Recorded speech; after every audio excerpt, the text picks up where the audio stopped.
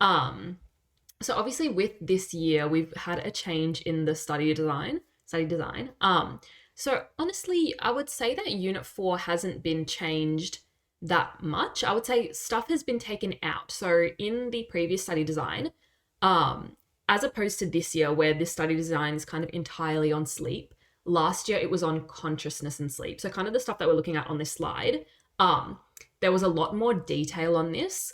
So it's kind of a good thing for you guys. You don't really have to worry about the nature of, consciousness as much. You just have to know about it relating to sleep. Um, so I think that's obviously a big change. So when you use past exams or past resources, if you see stuff that's delving into consciousness a little bit too much, don't, get too sidetracked. That's relating to previous years. And in terms of mental well-being, hasn't really been changed too much either. Again, a lot of stuff has been taken out.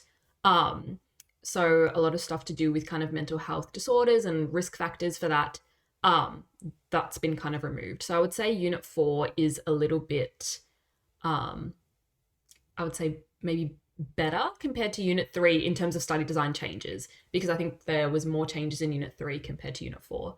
Um, and that means that doing past exams as well should be pretty good for you because you'll be able to read questions and then know that, this is obviously material that you haven't studied, so you don't need to answer it. Because again, most of it has been taken out rather than added in. So hopefully, using past exams, from 2022 and beforehand, they'll still be beneficial to you guys.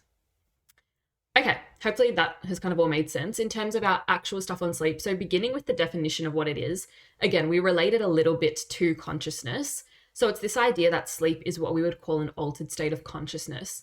So consciousness, this idea of, essentially being awake, what we're comprehending, what's in our mind, ultimately, it exists on a bit of a continuum.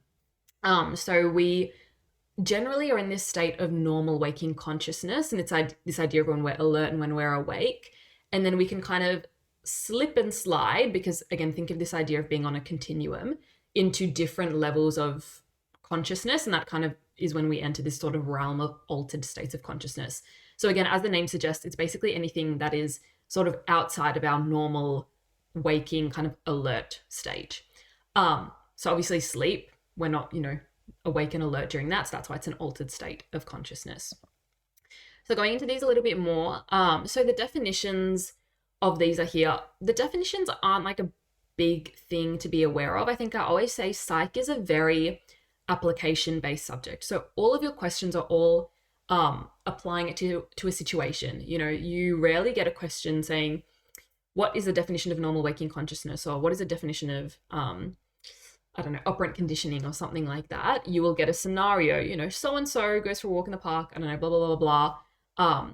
Is this an example of classical conditioning or operant conditioning? Or, explain the stages of classical conditioning in this scenario. It's all this idea of, your theory and you have to apply it to a situation that's given to you. That's really what psych is, both in multiple choice and short answer. So be very, very comfortable with approaching questions in that manner as opposed to, sort of definition-based questions. So again, I like to speak of them relatively generally, but yeah, normal waking consciousness, just think of it being awake. Altered state of consciousness, everything that's not that, really. It encapsulates sort of a lot of stuff. So there are obviously a lot of examples. We're thinking about sleep, so you want to be thinking about it being naturally occurring. You don't have to take something or, do this particular action for you to go to sleep. It's something that occurs naturally and it's something that occurs regularly. Whereas the other type of altered state of consciousness is an induced altered state of consciousness. So that's when we might be, in meditation, that can be seen as an altered state of consciousness, drug-induced altered state of consciousness. So, stimulants, depressants, that kind of variation there. Also, food, that idea of like sometimes, hallucinations when we're low on food.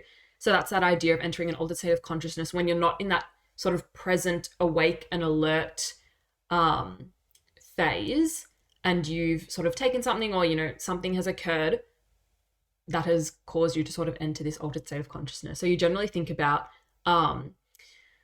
your mind not necessarily like thinking straight, or this idea of your your perception might change. So, you know, your, like if you think of hallucinations or something, that idea of sort of sensory stimuli that isn't actually present, that sort of thing. And again, when you think about sleep, that the same thing can happen. Like, you know, when you dream or you're not very aware of everything that's going on in your surroundings, that's that idea of being in an altered state of consciousness.